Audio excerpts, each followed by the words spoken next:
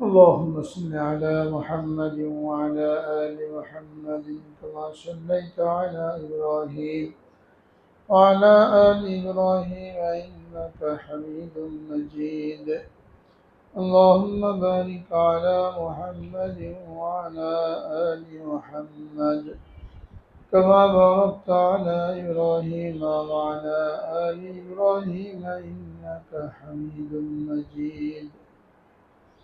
الحمد لله نحمده ونستعينه ونستغفره ونؤمن به ونتوكل عليه ونعوذ بالله من شرور أنفسنا ومن سيئات أعمالنا. من يهده الله فلا مضل له ومن يضلله فلا هادي له. ونشهد أن لا إله إلا الله وحده لا شريك له.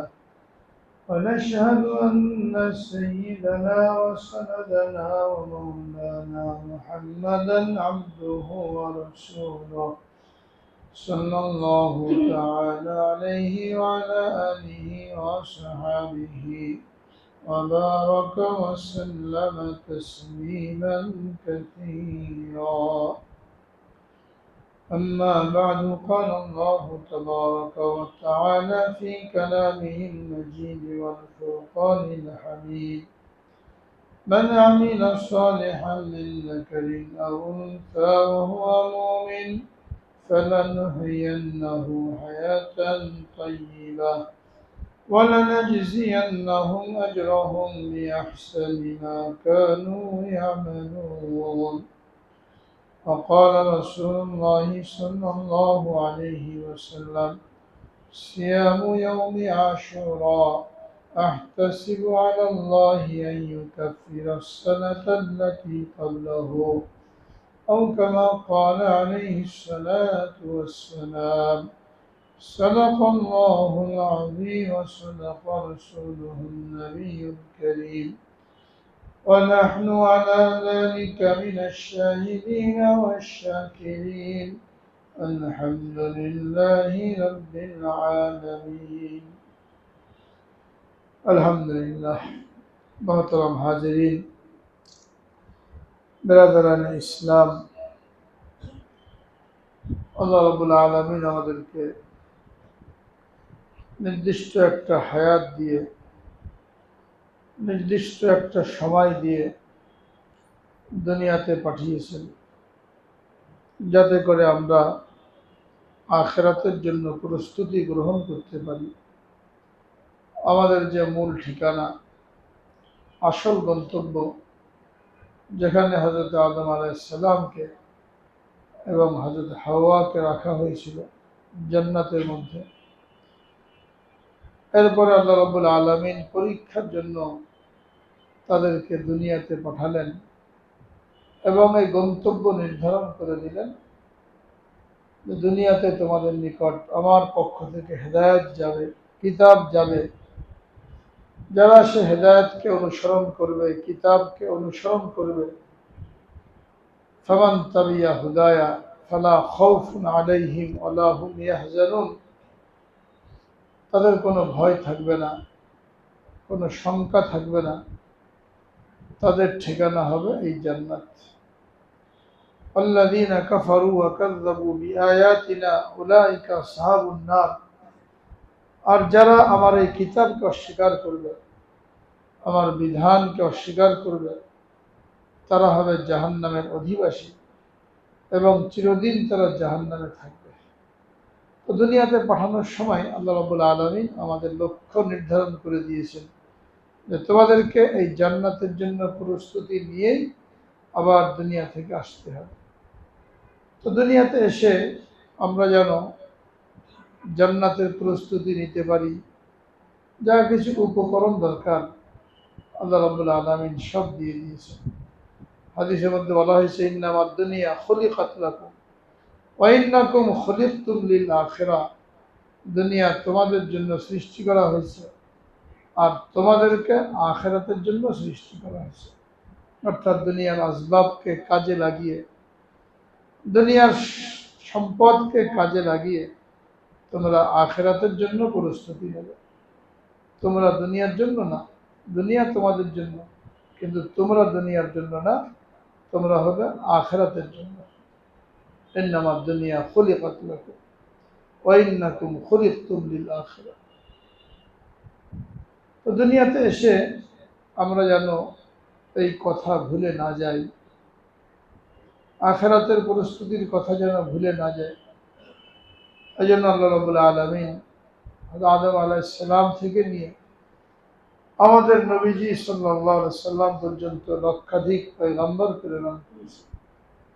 তারা মানুষকে এই কথায় স্মরণ করিয়ে দিয়েছেন যে দুনিয়া তোমাদের আসল ঠিকানা না।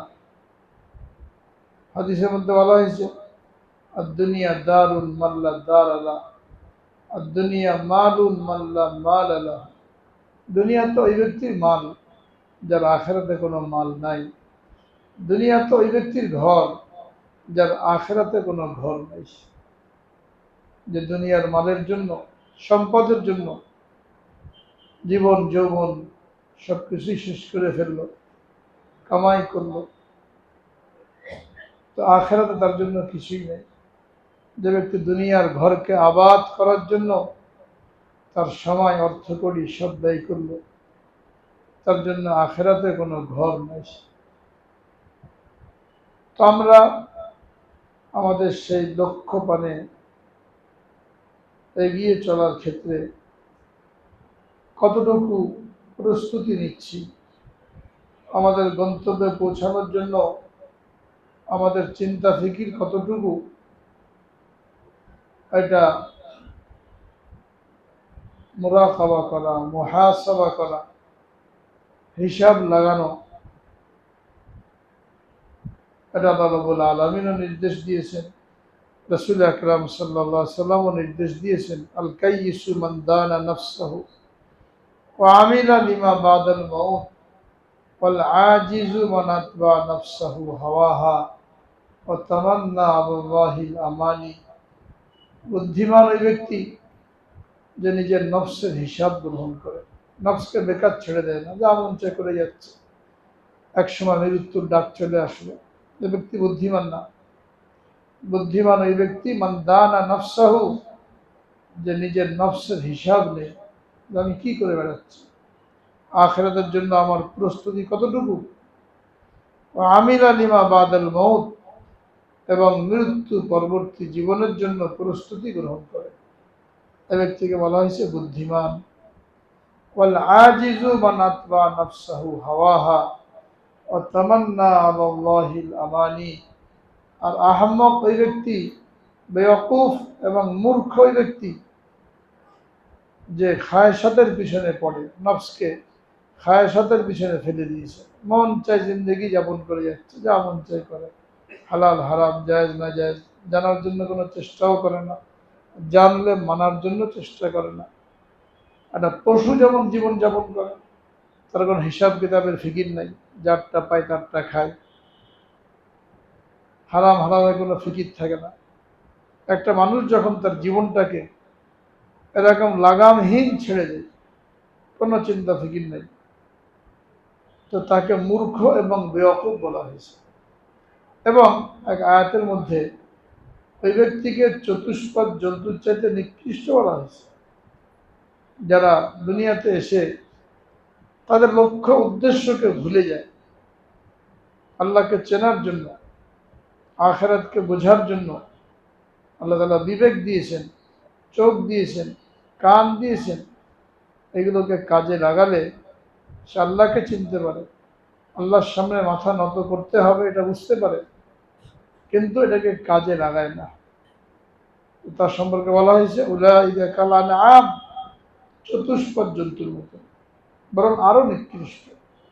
চতুষ্পদ জন্তু, এদের মধ্যে কৃতজ্ঞতা বোধ থাকে, মালিক তার খাওয়া থাকার ব্যবস্থা করে, গরু, গাধা, ঘোড়া, এমনকি কুকুর মালিকের বাড়ির হাড্ডি ঝুটা খেয়ে সেও রাতভর জাগ্রত থেকে মালিকের পাহারাদারি করে। কিন্তু একজন মানুষ যাকে আল্লাহ রাব্বুল আলামিন দুনিয়াতে পাঠানোর আগেই তার যা কিছু দরকার সব কিছু ব্যবস্থা করে রেখেছেন। এটা ভোগ করে সে যখন তার রবকে চিনল না, রবের সামনে মাথা নত করল না, তাকে যদি চতুষ্পদ জন্তুর সাথে তুলনা করা হয় তাও কম। চতুষ্পদ জন্তুর মধ্যে যে কৃতজ্ঞতা বোধ আছে, এই মানুষের মধ্যে সে কৃতজ্ঞতা বোধও নাই। এই জন্য বলছেন বালহুম আদাল, চতুষ্পদ জন্তুর চাইতে আরো নিকৃষ্ট। এই মানুষগুলি চতুষ্পদ জন্তুর চাইতে আরো নিকৃষ্ট। কোথেকে আসছে এই সমস্ত নাজ নেয়ামত, শরীর স্বাস্থ্য, খানা পিনা, আরাম আয়েস, ভোগ বিলাসের সামগ্রী? এগুলো কোত্থেকে আসে, কিভাবে আসে? এটা চিন্তা করে না। দৈনিক 5 ওয়াক্ত নামাজ দেওয়া হয়েছে, এই 5 সময়ে আল্লাহ তাআলার নেয়ামত বিশেষভাবে বান্দার উপরে বর্ষিত হয়। এই নেয়ামতের শুকরিয়া স্বরূপ 5 সময়ে 5 ওয়াক্ত নামাজ দেওয়া হয়েছে। এই 5 ওয়াক্ত নামাজ সাপ্তাহিক একদিন নামাজের দ্বারা এর হক আদায় হয় না।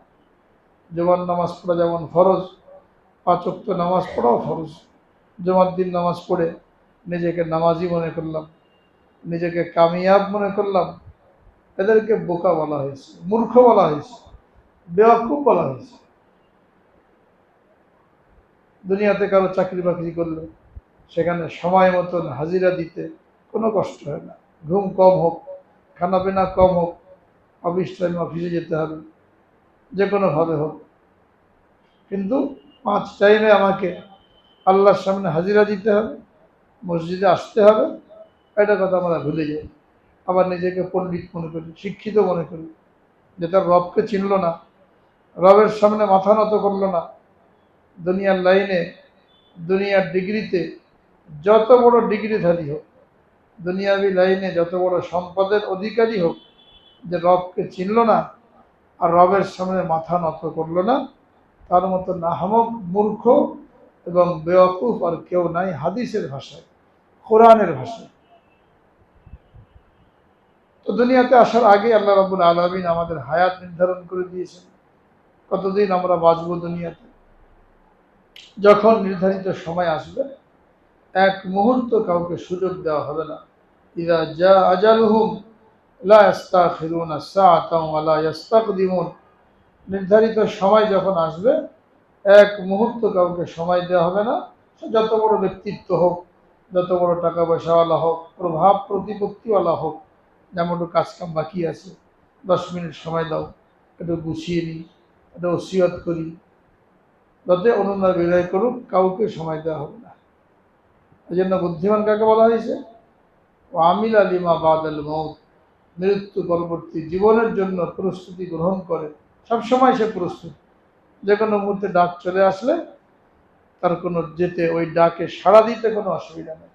দুনিয়া ছড়ানো চারিদিক, 2 ঘন্টা সময় দিলেও এটাকে গুছিয়ে উঠতে পারবে না, এত এত ছড়িয়ে রেখেছে। তো কীভাবে সে ডাকে সাড়া দেবে? প্রতিটি মুহূর্তে তৈরি থাকার জন্য বলা হয়েছে। হাদিসের মধ্যে বলা হয়েছে কোনো ব্যক্তির জন্য জায়েজ নাই যে সে রাত্রি যাপন করবে আর তার ওসিয়তনামা লেখা থাকবে না। এই অবস্থা সে রাত্রি যাপন করলো, রাত কাটালো, এটা তার জন্য জায়েজ নেই। কেন হতে পারে? এই রাতই তার শেষ রাত, এই ঘুম তার শেষ ঘুম। এই ঘুম নাও ভাঙতে পারে, এই রাত আর নাও পোহাতে পারে। এখন চারিদিকে লেনদেন, টাকা পয়সা, কত মানুষের তো কত মামলাত মহাসারাত, কোনো কিছু ঠিক করানো নাই, গুছানো নাই। এই অবস্থা যদি মৃত্যু হয়ে যায়, তার এগুলো কে পরিশোধ করবে, কে দেখভাল করবে? সবসময় রেডি রাখা, ওসিয়ত লিখে রাখা, যে আমার পরে আমার কে কোথায় কার সাথে কি লেনদেন, পাওনা, ব্যবসা বাণিজ্য সব রেডি করে রাখতে বলা হয়েছে। কোনো মানুষের জন্য জায়েজ নাই যে সে রাত্রি যাপন করে আর তার বালিশের নিচে তার ওসিয়তনামার লেখা না থাকে।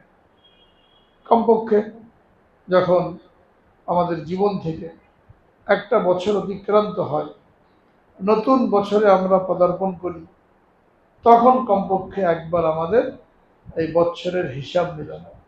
যে একটা বছর চলে গেল, এর অর্থ হলো আমি কবরের দিকে 1 বছর এগিয়ে গেলাম। মানুষ জন্মের পর থেকে তার সফর শুরু হয়েছে, কবরের দিকে চলছে। প্রথম স্টেশন কবর, স্টেশনের দিকে যাচ্ছে। 1টা বছর চলে গেল, এর অর্থ হচ্ছে কবরের দিকে 1 বছর এগিয়ে গেল, কাছাকাছি। ওই দূর থেকে সফর শুরু করেছিল, চলতে চলতে কবরের দিকে এগিয়ে যাচ্ছে। সময়গুলি চলে যাচ্ছে, কবর কাছাকাছি চলে আসছে। তো যত কবরের কাছে যাবে ততই তো তার হার্টবিট বাড়বে, পেরেশানি বাড়বে, যে আমি তো দেখা যাচ্ছে চলে আসছি, কি আমার প্রশ্ন। তো 1টা বছর যখন জীবন থেকে চলে যায়, নতুন বছর আসে, তখন প্রত্যেকের জন্য জরুরি সে তার বিগত বছরের হিসাব মিলাবে। ব্যবসা করে যারা, ব্যবসায়ী মানুষ, তারা হিসাব মিলায়। এমন কোনো ব্যবসায়ী নাই যে বছরের শেষে তার হিসাব মিলায় না। সারা বছর ব্যবসা করলাম, কত কি বিনিয়োগ করলাম, লাভ লস কি পরিমাণ হলো, এটা যদি হিসাব না করে, আসছে যাচ্ছে, কিনছে খাচ্ছে, একসময় দেখা যাবে দেউলিয়া হয়ে গেছে, কিছুই নেই। যদি কোনো ব্যবসায়ী হিসাব না রাখে, 2-4 বছর পরে কি দেখা যাবে, এত টাকা বিনিয়োগ করলাম কোথায় গেল, লাভ লস কোনো হিসাব নেই। এই জন্য আলাদা লোক রাখে, কর্মচারী রাখে, অডিট করায় হিসাব মিলানোর জন্য। তো আমাদের জীবনের অডিট করার দরকার আছে কি নাই, কি বলেন? হাদিসের মধ্যে বলা হচ্ছে, মুতু ক্বাবলা আন তামুতু ওয়া হাসিবু ক্বাবলা আন তুহাসাবু। মৃত্যুর আগে একবার মৃত্যুবরণ করে দেখো, তোমার হিসাব নেওয়ার আগে একবার তুমি নিজের হিসাবটা মিলিয়ে নাও। হিসাব মিলাও আর না মিলাও, হিসাব তো দিতেই হবে। যে কিয়ামতের ময়দানে 50,000 বছর, 50,000 সানা, 50,000 বছর দণ্ডায়মান থাকতে হবে, ঠায় দাঁড়িয়ে থাকতে হবে। মাথার উপরে কোনো ছাপ থাকবে না, কোনো ছায়া থাকবে না। সূর্য মাত্র 1 মাইল উপরে থাকবে, এখন কোটি কোটি মাইল দূরে আছে, আর তখন মাত্র 1 মাইল উপরে।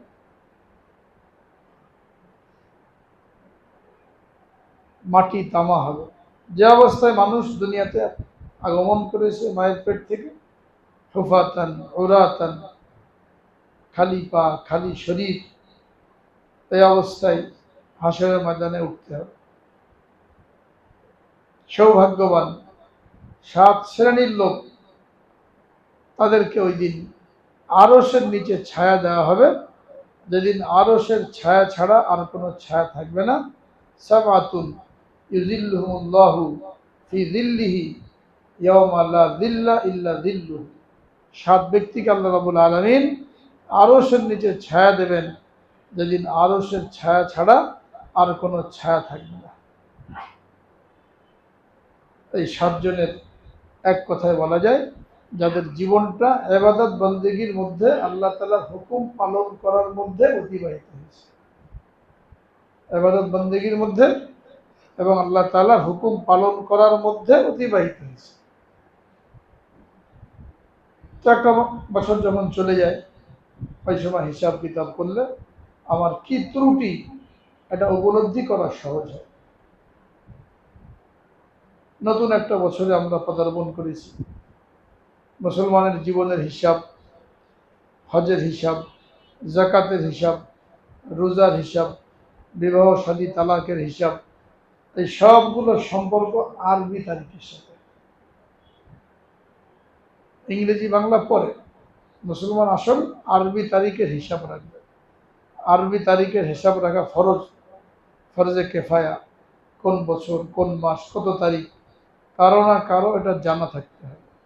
আজকে ইংরেজি কোন মাস কোন তারিখ, এটা না জানলে কোনো গুনাহ হবে না, কিন্তু আরবি কোন মাস কত তারিখ, কারো না কারো জানা থাকতে হবে, নাহলে সকলেই গুনাহগার হবে। জানাজার নামাজ যেমন ফরজে কেফায়া, কেউ না পড়লে পুরো এলাকার লোক গুনাহগার হবে। আরবি তারিখের হিসাব রাখা ফরজে কেফায়া, এলাকার কেউ যদি না জানে সকলে গুনাহগার হবে। কেন? এই আরবি তারিখের সাথে আমাদের সমস্ত ইবাদত বন্দেগী সম্পৃক্ত। এই জন্য জাকাত দেবে বছর শেষ হলে, এই বছরটা আরবি হিসাবে হতে হবে। রোজা রাখবে, এটা আরবি হিসাবে হতে হবে। হজ করবে, এটা আরবি হিসাবে হতে হবে। মানুষ বালেগ হবে, 15 বছরে বালেগ হয়, কোনো আলামত দেখা না গেলে, এটাও আরবি হিসাবে গণ্য হয়। কোনো মহিলার স্বামী মারা গেলে তাকে ইদ্যত পালন করতে হয় 4 মাস 10 দিন, এটা আরবি হিসাবে পালন করতে হয়। মুসলমানের ইবাদত বন্দেগী সমস্ত কিছু আরবির সাথে সম্পৃক্ত। আরবি বছর যখন চলে যায় তখন নিজের জীবনের হিসাব মিলানো জরুরি। ইংরেজি মাস গেলে, ইংরেজি বছর গেলে, নতুন ইংরেজি বছর আসলে আমরা আনন্দ ফুর্তি করি, কোটি কোটি টাকা অপচয় করি, আতশবাজি করি, পটকা ফুটাই, কত গুনার মধ্যে লিপ্ত হই ইহুদি খ্রিস্টানদের অনুকরণ করে। আর আরবি বছর চলে যায়, নতুন বছর শুরু হয়, অনেকের খবরও থাকে না যে আমার জীবন থেকে একটা বছর চলে গেল। আরবি, যেটাকে হিজরি সন বলা হয়, এটার হিসাব রাখা ফরজে কেফায়া। এবং হিজরি সনের একটা বছর যখন আমাদের জীবন থেকে অতিক্রান্ত হয়ে যায় তখন নিজের জীবনের হিসাবটা মিলানো এটাও জরুরি, যাতে করে সামনের বছর আমি আমার পরিকল্পনা তৈরি করতে পারি যে আগামী বছরটা আমি কিভাবে কাটাবো। এটা কখন হবে? যখন পিছনের বছরের ভুল ত্রুটি আমি বের করতে পারবো। যে একটা বছর চলে গেল, আমার ইবাদত বন্দেগী, নামাজ কালাম, দান সদকা, তেলাওয়াত, পরকালের প্রস্তুতি, এইগুলো কতটুকু সম্পন্ন হয়েছে। যদি কোনো ত্রুটি থাকে এই ত্রুটি শুধরে নিয়ে নতুন বছরের জন্য প্রস্তুতি নেওয়া। তো 1447 হিজরি আরবি বছর এটা অতিবাহিত হয়ে আমরা এখন নতুন 1448 হিজরিতে পদার্পণ করেছি। 1448 হিজরির প্রথম মাস মুহররম মাস, আজকে 3 তারিখ, এই নতুন বছরে আমরা পদার্পণ করেছি। হিজরি সন এটা রাসূল আকরাম সাল্লাল্লাহু আলাইহি সাল্লামের হিজরতের কথা, দ্বীনের জন্য তার কষ্ট, ত্যাগ, তিতিক্ষা, সাহাবায়ে কেরামের কষ্ট, কোরবানি, এইগুলো আমাদেরকে স্মরণ করিয়ে দেয়। এই জন্য হিজরি সনের প্রত্যাবর্তন হয়েছে। রাসূল আকরাম সাল্লাল্লাহু আলাইহি সাল্লামের আগমনের আগে আরবের কাফেররা বিভিন্ন বড় বড় ঘটনাকে কেন্দ্র করে তাদের তারিখের হিসাব করত। এটা কোনো বড় ঘটনা ঘটত, ওখান থেকে তারা তারিখ গণনা করা শুরু করত। সর্বশেষ যে বছর আব্রাহা তার হস্তি বাহিনী নিয়ে খানায় কাবাকে ধ্বংস করার জন্য আগমন করেছিল, আর আল্লাহ রাব্বুল আলামিন সমূলে তার বাহিনীকে ধ্বংস করে দিয়ে তার ঘরকে হেফাজত করেছিলেন, ওটা একটা বড় ঘটনা ইতিহাসে আরবদের দৃষ্টিতে। তো আরবের লোকেরা ওই বছর থেকে একটা নতুন বছরের হিসাব শুরু করেছিল। এর আগে অন্যান্য হিসাব ছিল। রাসূল আকরাম সাল্লাল্লাহু আলাইহি সাল্লামের আগমনের পরে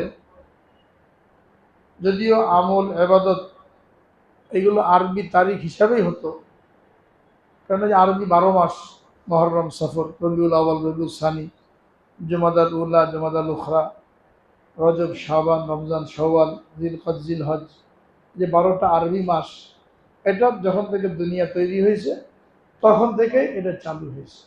আল্লাহ রাব্বুল আলামিন কোরআনে পাকের মধ্যে জানিয়েছে, সূরা তাওবার মধ্যে, ইন্না ইদ্দাতাশ শুহুর ইনদাল্লাহি 12 শাহর ইয়াওমা খালাকাস সামাওয়াতি ওয়াল আরদ মিনহা আরবাতুন হুরুম। যেদিন থেকে আসমান জমিন তৈরি হয়েছে ওই দিন থেকে 12 মাসের হিসাব চলে আসছে এই আরবি নামেই। যেদিন থেকে আসমান জমিন তৈরি হয়েছে সেদিন থেকে এই 12 মাসের হিসাব চালু হয়েছে আরবিতে। এই 12 মাসের মধ্যে 4টা মাসকে আল্লাহ রাব্বুল আলামিন সম্মানিত ঘোষণা করেছেন। এই 4 মাসে ইবাদত বন্দেগী করা অন্য মাসের তুলনায় বেশি ফজিলতপূর্ণ ঘোষণা করেছেন। মিনহা আরবাতুল হুরুম, আল্লাহ তাআলা জানিয়ে দিয়েছেন এই 12 মাসের মধ্যে 4টা মাস অত্যন্ত সম্মানিত। এই 4টা মাস হলো জিলকদ, জিলহজ, মুহররম, এটা তৃতীয় মাস। 2 মাস চলে গেছে, তৃতীয় মাস শুরু হয়েছে। জিলকদ, জিলহজ, মুহররম, এবং সামনে কয়েক মাস পরে রজব মাস, রমজানের 1 মাস আগে যে মাসটা আসবে এটাকে রজব মাস বলা হয়। এই 4টা মাস অত্যন্ত গুরুত্বপূর্ণ, এমনই গুরুত্বপূর্ণ যে মক্কার কাফেররা তারা পর্যন্ত এই 4 মাসের সম্মান করে, আদব এহতেরাম করে লড়াই, যুদ্ধ এগুলো থেকে বিরত থাকতো। লড়াই চলতেই থাকতো, সারা বছর যুদ্ধ চলতেই থাকতো, কিন্তু যখন এই 4 মাস হতো তারা নিজেদের মধ্যে লড়াই ঝগড়া বন্ধ করে দিত। এমনকি নিজের বাপের খুনি সেও যদি সামনে পড়তো তো তাকেও কিছু বলতো না, অথচ অন্য সময় পেলে বদলা নেওয়ার জন্য, প্রতিশোধ নেওয়ার জন্য তৈরি হয়ে যেত। এইভাবে এই মাসের হিসাবগুলি দুনিয়ার শুরু থেকে চলে আসছে।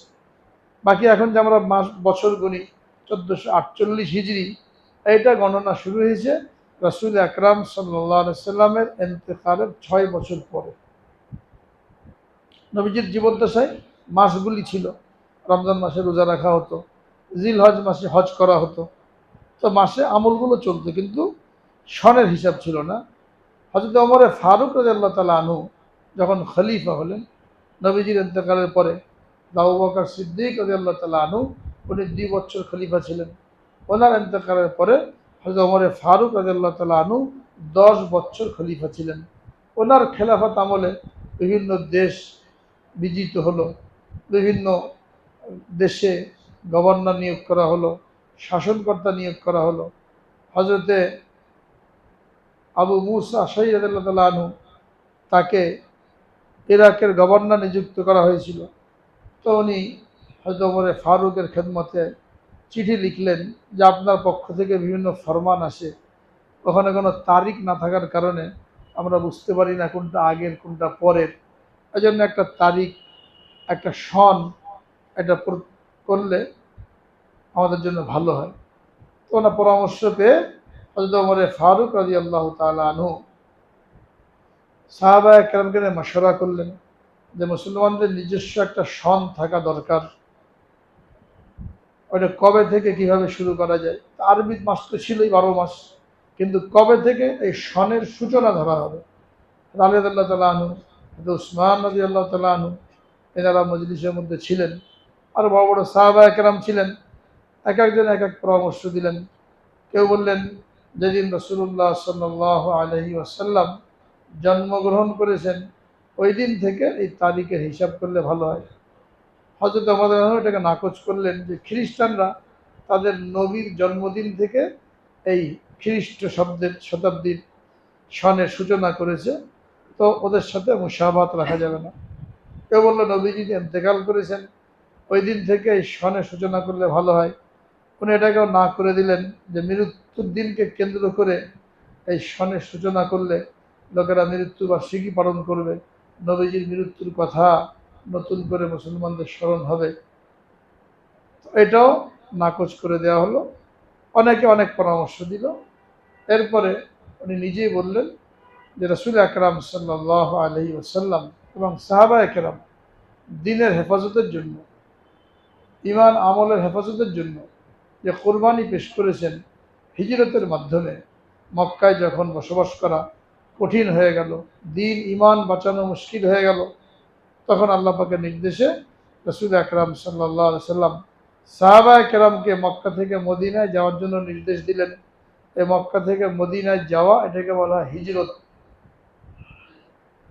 তো ওই দিন থেকে যদি এই তারিখের সূচনা করা হয়, এই সনের সূচনা করা হয়, তাহলে এটা আমাদের জন্য একটা বহুত বড় শিক্ষণীয়। বারবার মনে পড়বে, হিজরি সনের কথা শুনলেই মনে পড়বে যে হিজরতের সাথে কোরবানি, দিনের জন্য কোরবানি, ত্যাগ তিতিক্ষা, এটা সম্পর্কিত। তো আমাদেরও দিনের জন্য কোরবানি করতে আগ্রহ পয়দা হবে, উৎসাহ পয়দা হবে। এটা সকলে গ্রহণ করলেন এবং এই হিজরতকে কেন্দ্র করেই এই হিজরি সনের সূচনা হলো। রাসূল আকরাম সাল্লাল্লাহু আলাইহি ওয়াসাল্লাম হিজরত করেছিলেন রবিউল আউয়ালে, যেটা এই আরবি বছরের তৃতীয় মাস। প্রথম মাস হলো মুহররম, দ্বিতীয় মাস হলো সফর, তৃতীয় মাস রবিউল আউয়াল। তো নবী করিম সাল্লাল্লাহু আলাইহি ওয়াসাল্লাম রবিউল আউয়ালে হিজরত করেছিলেন। সেই হিসাবে এই আরবি বছরের প্রথম মাস হওয়া দরকার ছিল রবিউল আউয়াল, কিন্তু প্রথম মাস হলো মুহররম। কেন হলো? যে মূল ঘটনা হলো রাসূল আকরাম সাল্লাল্লাহু আলাইহি ওয়াসাল্লাম হিজরত করার আগে, নিজে সশরীরে হিজরত করার আগে মক্কায় থাকা সাহাবায়ে কেরাম যারা কাফেরদের হাতে অত্যাচারিত হচ্ছিল, তাদেরকে নির্দেশ দিলেন আস্তে আস্তে মদিনার দিকে হিজরত করতে। কারণ একসাথে গেলে কাফেরদের নজরে পড়বে, তারা বাধা প্রদান করবে। তো গোপনে সকলকে মক্কা ত্যাগ করতে বললেন। সাহাবায়ে কেরাম একজন দুজন করে আস্তে আস্তে তারা মক্কা থেকে মদিনায় যাওয়া শুরু করলেন। এটা হলো নবুয়তের 13তম বছরে, হজ শেষ হয়ে গেল জিলহজে। হজ শেষ হওয়ার পরে প্রথম মাস মুহররম, এই মুহররমের 1 তারিখ থেকে সাহাবায়ে কেরাম মদিনার দিকে পাড়ি জমাতে শুরু করলেন। তাহলে মূল হিজরতের সূচনা এটা মুহররমে হলো। 2 মাসে যখন সাহাবায়ে কেরাম চলে গেলেন আর তেমন কেউ নাই, তখন নবী করিম সাল্লাল্লাহু আলাইহি সাল্লাম নিজেও রবিউল আউয়ালের 1 তারিখে মক্কা থেকে মদিনার দিকে রওনা হলেন। তাহলে বোঝা গেল যে হিজরতের যে শুরুটা হয়েছিল এটা ছিল মুহররম মাসে। এই জন্য হিজরি বছরের প্রথম মাস হলো এই মুহররম মাস, যে মাসটা অত্যন্ত সম্মানিত এবং ফজিলতপূর্ণ। সম্মানিত তো আল্লাহ পাকই ঘোষণা করেছেন, মিনহা আরবাতুল হুরুম, এই 4 মাস সম্মানিত, তার মধ্যে একটা মাস হলো এই মুহররম মাস। আর হাদিসের মধ্যে এই মাসের ফজিলত বর্ণনা করা হয়েছে যে এই মুহররম মাসে কিয়ামত সংগঠিত হবে।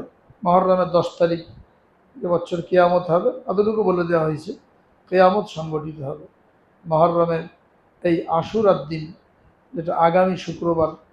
এই আশুরার দিন বলা হয়। এই দিন অনেক গুরুত্বপূর্ণ ঘটনা ঘটেছে।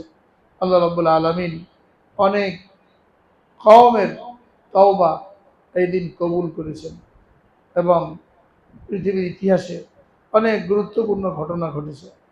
হযরত মূসা আলাইহিস সালাম যখন বনী ইসরাইলকে নিয়ে মিশর থেকে রওনা হয়ে ফিলিস্তিনের দিকে গেলেন, লোহিত সাগর পাড়ি দিলেন, যেখানে ফেরাউনকে ডুবিয়ে মারা হলো, এটা ছিল এই আশুরার দিন। এই জন্য যখন রাসূলুল্লাহ সাল্লাল্লাহু আলাইহি সাল্লাম মক্কা থেকে হিজরত করে মদিনায় আসলেন, মদিনায় এসে দেখলেন যে ইহুদিরা আশুরার দিন মানে মুহররমের 10 তারিখে রোজা রাখে। জিজ্ঞেস করে, তোমরা কেন রোজা রাখো?